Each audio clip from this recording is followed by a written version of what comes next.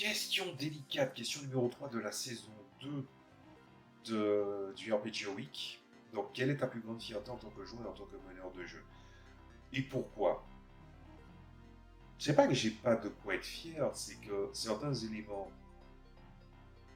qu'on va dire qui me permettent de me distinguer, bah, c'est lié à ma personnalité, c'est lié à ma façon de voir les choses. Et tout ça, ça se distille en tant que joueur et en tant que meneur de jeu. En tant que joueur, ça va aller plus vite puisque en tant que joueur, j'ai pas été joueur très souvent.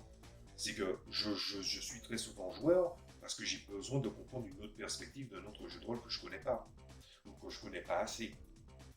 Et quand je joue en tant que joueur de jeu de rôle, déjà quand je consomme un média, je suis plutôt bon public.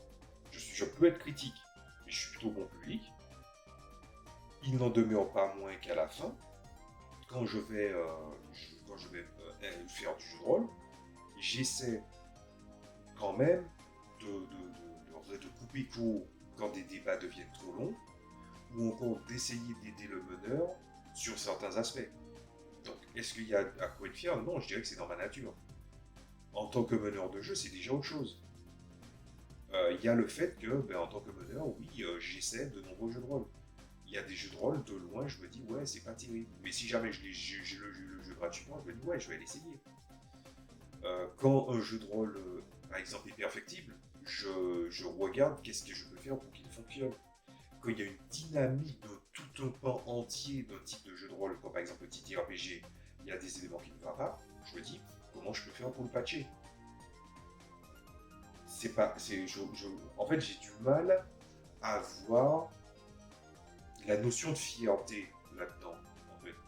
Parce que j'ai du mal à dissocier, je crois que c'est peut-être ça la réponse finale, c'est j'ai du mal à dissocier l'état de nature que j'ai pour aborder le jeu de rôle et est-ce que c'est une bonne chose ou pas.